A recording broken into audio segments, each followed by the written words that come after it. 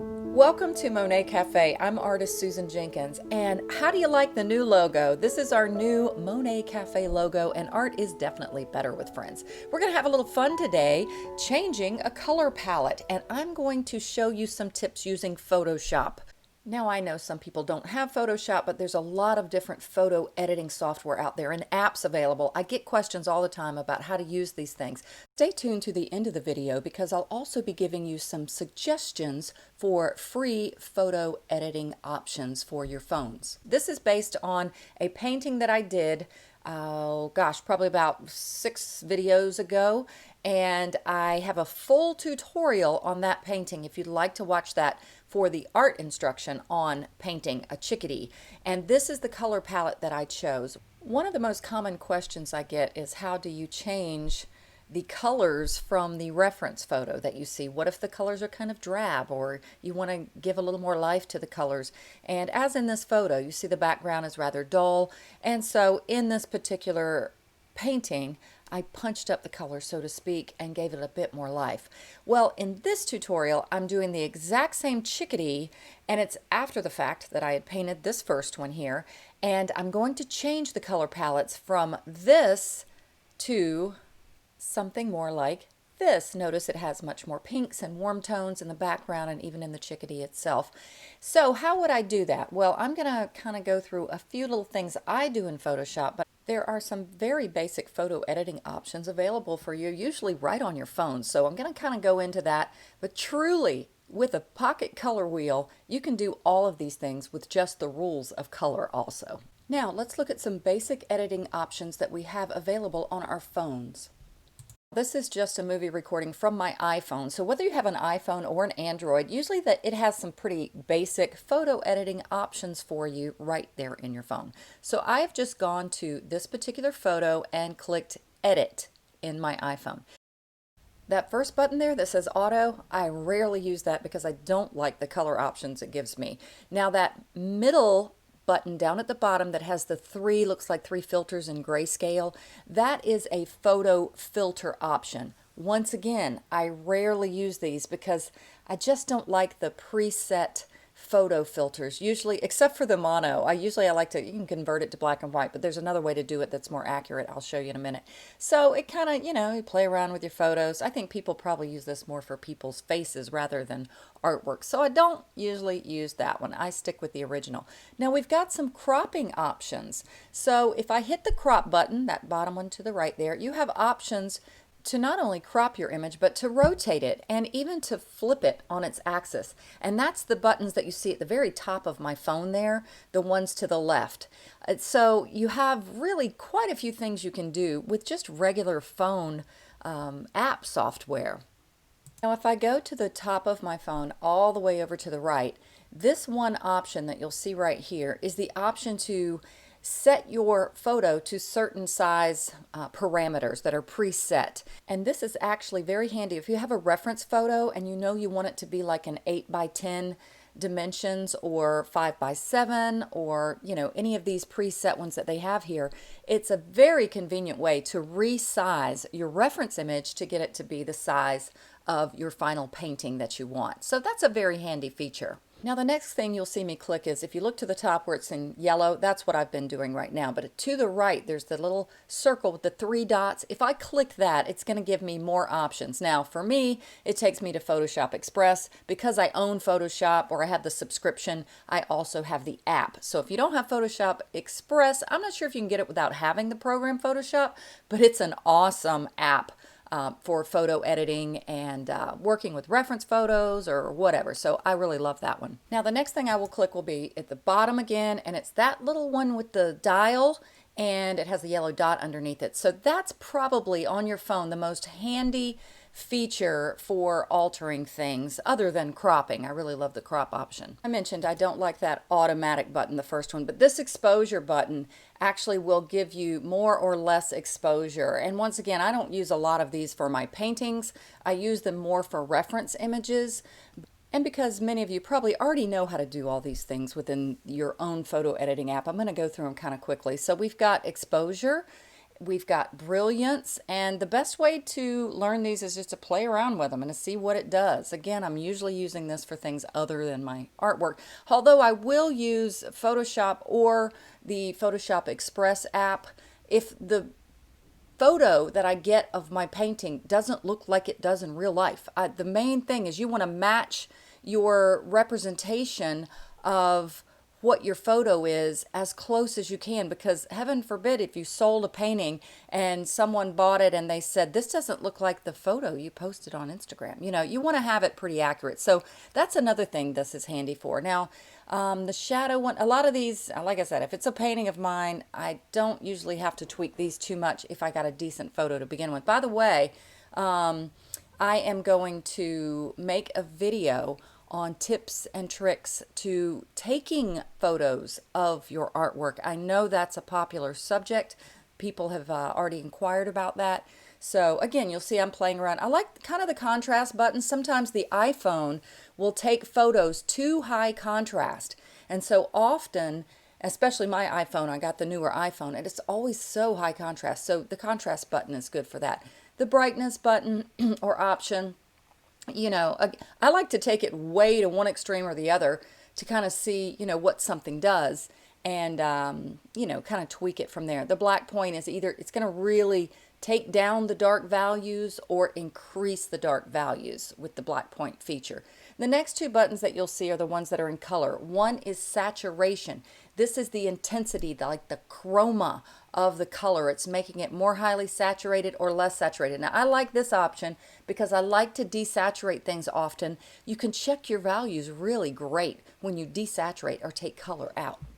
Now, this is also a very handy feature when you're working with your reference images, that you can desaturate a color reference image, and it is a great way to see values better. Sometimes color can confuse us when it comes to values. So take your reference photo, put up saturation, desaturate it, and it'll really help you. It's kind of like squinting your eyes. Right next to saturation is vibrance. How is vibrance different from saturation? They both seem to really increase the color. Well, vibrance is kind of like a smart saturator. It kind of leaves your already saturated colors in place and saturates the muted colors instead. So that's probably the best way to think of it. Warmth is a fun one to play around with. This is a neat way you can see to change your color palette in a reference photo. You can either take it way to the warm side or way to the cool side and get an idea of the mood that you'd like to create in your painting. Once again, this is handy for reference photos, but if I'm doing it to convert an already painted paintings. Now, if warmth controls the difference between blue and red, tint controls the difference between green and magenta. It's actually some terms that are used more with regards to white balance in photography. Now, I often don't use the sharpness or the definition buttons that I'm clicking here. The reason being is they give a really hard edge and way too much detail for an impressionistic painting or mood that you're trying to set. So I don't use these at all. The last one here, or second to last one, is noise reduction. Now, this one can be kind of handy if you want to soften your image. Again, a reference photo you're looking at, you're trying to soften it to get an idea to paint something a little bit more impressionistic.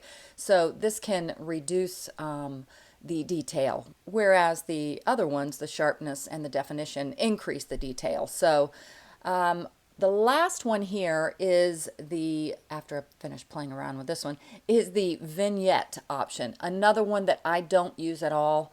I don't know, it's just one of those filters to set a mood or something, maybe for a picture of someone's face, but I never use that one either. And again, I should have really put in a reference photo. This is more of a handy tool for you guys to use when putting in reference images and altering them. But again, if this is the only option you have is things on your phone, you may want to use it to try to get your image looking more like the real thing. All right, with those things in mind, I'm going to move into Photoshop. Now again, a lot of you don't have Photoshop, but some of you may have it and want to know a little bit more about how to use it. So maybe this will be beneficial to you. Once again, I find this very beneficial when altering reference images and things of that nature. All right, so here we go. Let's jump into Photoshop and put in this little chickadee. All right, in Photoshop, you have lots of editing options. If you go to the transform button, you have something called color balance. And this is similar to the tint and the warmth that you have in your photo editing options, I mean your phone options, but this gives you a lot more control. See, I can change the degree from cyan to red, magenta to green, or yellow to blue, and give all kinds of different color variations, much more than a phone would give you. Now, another limitation of the phone apps is that you really just control the whole image. You can't isolate anything. But with Photoshop, they have all these selection tools. They have this magic wand tool, and they have one tool that you can use to select an area you want to isolate. In this case, I'm isolating the bird.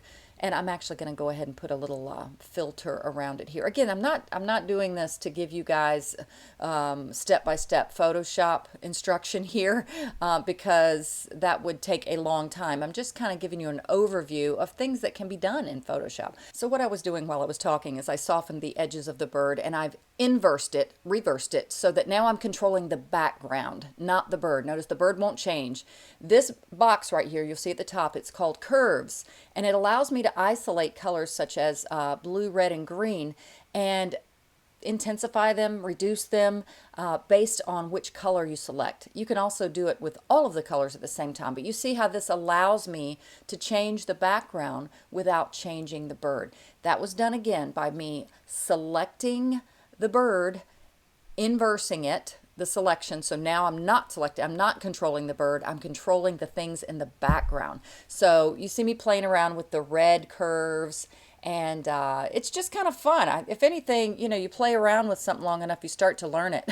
So this is, I love that color. Isn't that pretty, those colors? But this is a neat way that if you want to just get kind of funky and fun and explore color in your paintings, there's nothing wrong with playing with apps and with Photoshop. I think the masters would have used any tool that they had, you know, so why not have fun and play with it and learn. And the next thing I grab, I think, is levels. Levels is an option. I'm still only selected on the background, not the bird. Levels is an option that allows you, think of it as controlling the value. You know, we talk a lot about value and the value scale, lightness versus darkness.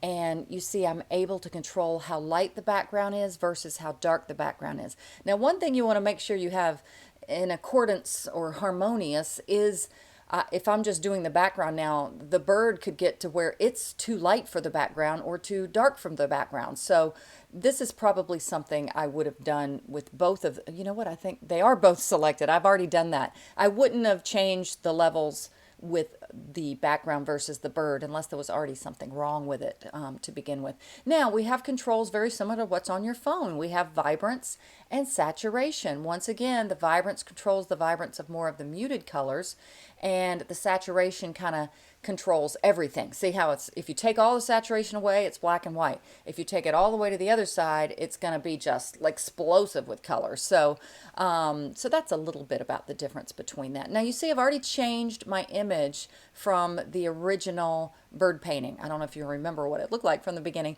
but I kind of wanted to make the background a little bit more magenta and turquoise. So now here's another little tool. There's two options you can have. One's called a dodge tool and a burn tool, and they are ways that you can lighten or darken areas. Now because I wanted to lighten the treetops in the background, it was a little dark, I grabbed it and I decided I would just go ahead, and you can control also too, I know my top part of my screen's cut off here, you can control the intensity that it does this, okay, your flow and your opacity, and that way it doesn't happen all at once real fast, so it'll go real gradually. So I'm just kind of lightening the background up in a little bit of areas here. Now I have now selected just the background. You see that? I don't know if you can see whatever device you're looking on. The bird is kind of highlighted. He's protected, okay? So I'm only working on the background right now and not the bird. I decided just to kind of lighten it up a little bit.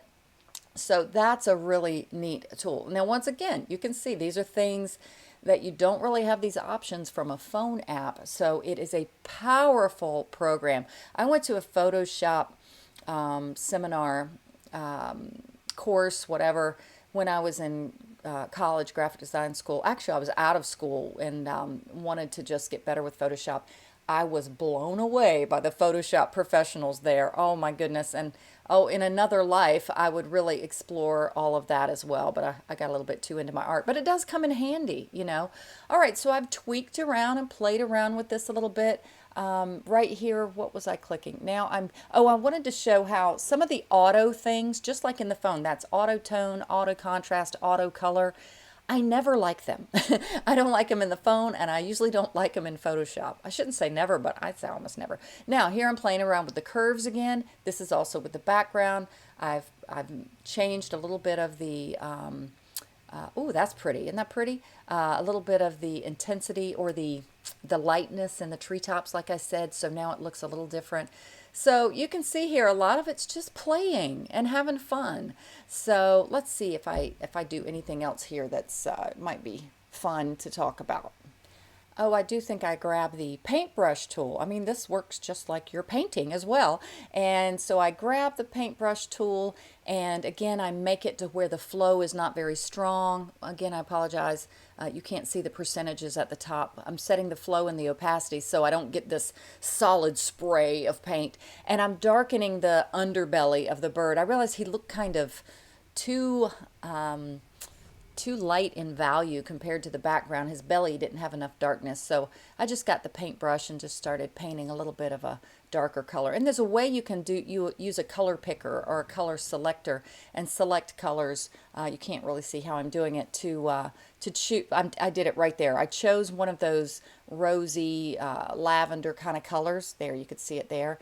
And I'm using that to paint with a real, like I said, a subtle brush. It's very opaque. I'm sorry, very translucent, not very opaque, and it doesn't have a strong flow, so it comes out more gentle. All right, so here's the final little conversion of the bird that I'll create a new painting. You know, from the other painting, I have some new colors to kind of play around with and work with. Now, once again, you can do this out of your head. That's how I typically would do something like this rather than putting it in Photoshop, but it was a neat opportunity to kind of show how things can be done. I do use Photoshop a lot with reference photos and converting reference images to something neat. Let me show you one real quick that I did. All right, this is a cow reference image, the pasture in my backyard. I actually created this painting, not putting anything in Photoshop, just out of my head, just accentuated the color. Now I put my painting in Photoshop and used a filter called a cutout filter. There's all kinds of different filters you can play around with, but look how fun is that? So you can take your own artwork or your own reference images and play around and maybe come up with some different concepts for a painting. All right, so the main focus of this particular tutorial was how to use some photo editing options to help an artist out. You know, why not use these things if we can? So pretty much the rest of this tutorial is going to be me doing the same bird painting that you saw me do in the other video, but with a little bit of a different color palette. Now the pastels you see to my left there are the ones I used with the first bird painting.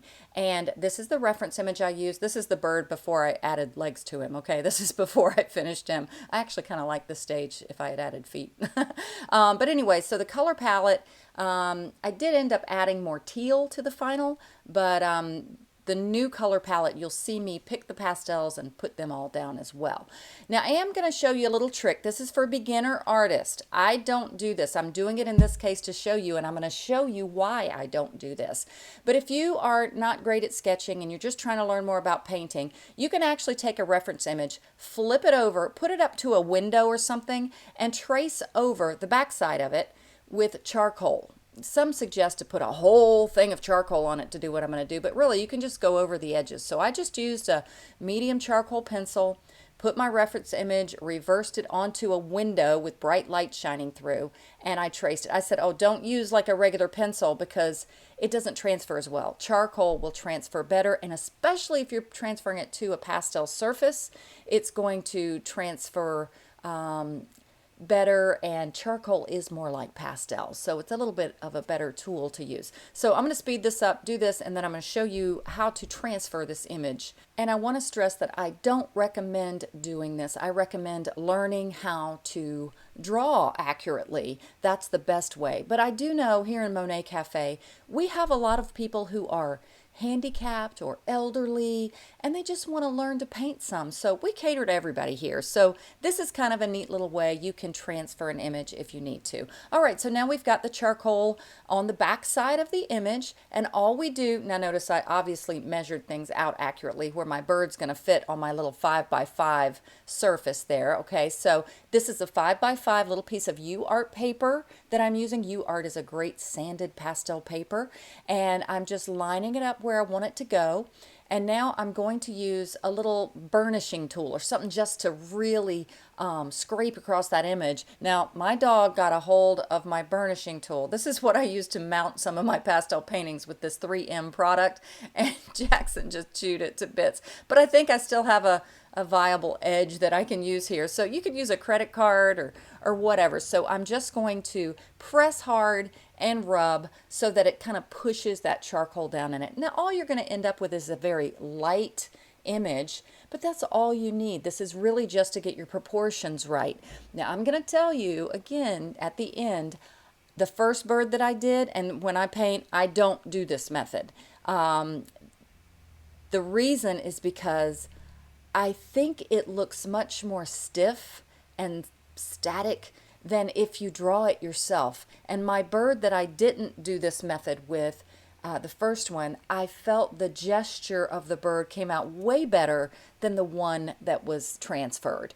But again, this is a neat little technique if you're just starting, or you're just wanting to paint and learning more about color and value, and so this might be a neat way to play. But again, learn to draw is my recommendation. All right, here we go. Okay, here's my original bird painting that I did before. I'm going to take it off of the board that I had it on and use it again for the new painting.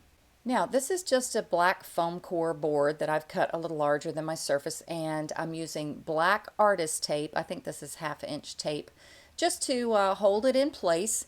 And per your request, I know a lot of you have been liking my filming down like this because I can lay my pastels right beside me. I'm a one-man show, so I don't have another camera or another camera person, and so this is kind of an easier way for me to have my pastels where you can see them. Now, I don't recommend painting this way. I don't prefer painting this way because I have to pick my board up a lot and kind of knock the pastel dust off, and if you have it upright, you don't have to worry about that.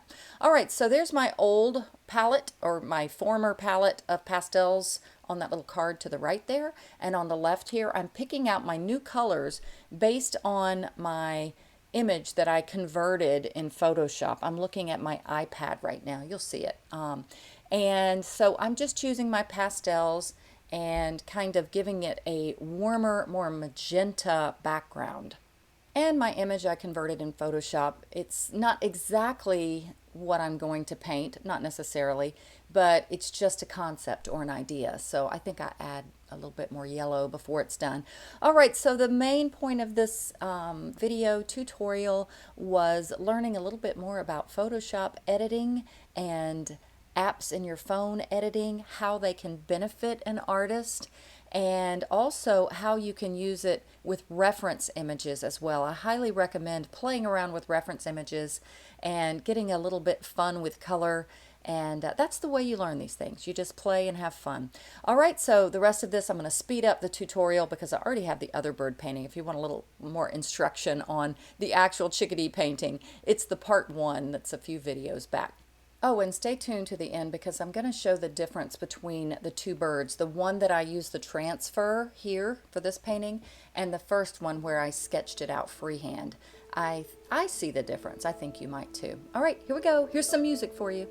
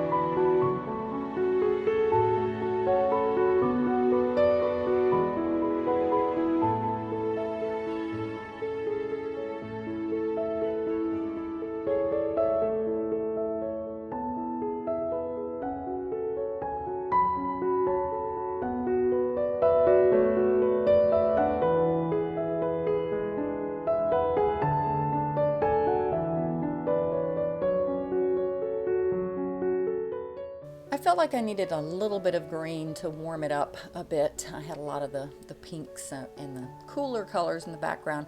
So I also wanted to zoom in so you could see that little reflection in the eye. Now, chickadee's eye is really dark already, so that reflection really gives you the idea of where it is. And I apologize for the shaky camera. I had my camera attached to my desk. Now, let's look at the difference between the two. I don't know if it's just me, but I think the first chickadee, I don't know, just has more of a chickadee feel than the second one. And that's exactly what I mean about transferring an image. It feels more stiff to me. You know, again, it might be just me. All right, as mentioned in the beginning of this video, I wanted to give you guys some photo editing options, and I found a neat little YouTube video that gave 5 different options. One of them was this app called Prisma Photo Editor, and it has a free element to it, but I want to show you real quickly. After you download it, it allows you to choose an option that is free, but it's kind of tricky. So when you click open, you will see that it takes you to a screen that allows you to just get an idea of how this works. It has a photo there. If you click the apply style, it shows you one of the styles. And so then just click the next button. It allows you to do the same thing with this photo. See how cool that filter is? Might give you some ideas as an artist of how to paint certain photographs. And so you play around with this a little bit or go into the app, and it's going to take you to this start a free trial button. Well, I discovered if you go up to the very top where there's that little X, exit out of the screen, and you're going to be able to try or use some of these filters without purchasing the app. You have to allow it to use your phone, of course, to access your photos. So you say yes, and then you're in the app and you don't, there it goes again, asking you about the free trial. You don't have to do it. Click the X button up top. Once again, you're not going to get many of the filters, but you can at least try some of the ones that are truly free. So here's a photo of mine that I just used, and see the little lock button on some of those options? Those are ones you can't use. Now, when this comes up, I say, no, I don't want Prisma to send me notifications or anything on my phone. So I'm still just kind of playing around with this one because I have Photoshop Express. But there are a few filters available to you that you can just play around with. And if you decide to purchase the app, you know, that's totally up to you. But these are just fun options to maybe help you get artistically inspired or think outside of the box sometimes. So again, I played around. I do like this one. I think that one's really neat. It simplifies things. So in the description section of this video, I will give a link to the video I mentioned previously that has the 5 different photo editing apps. I can't guarantee they're all still free because the video is from like 1 year ago. Oh, that's a cool filter. So check that out if you'd like to perhaps get some apps that can help you get fun with your photographs and your reference images. So have some fun with color. Use the technology that we have available. I mean, why not? And I hope this video helped you. Again, it wasn't a full-fledged Photoshop tutorial, but just to kind of give you a taste of some of the things that you can do. All right, guys, happy painting. Get out there, have some fun, make the world beautiful, and come back soon.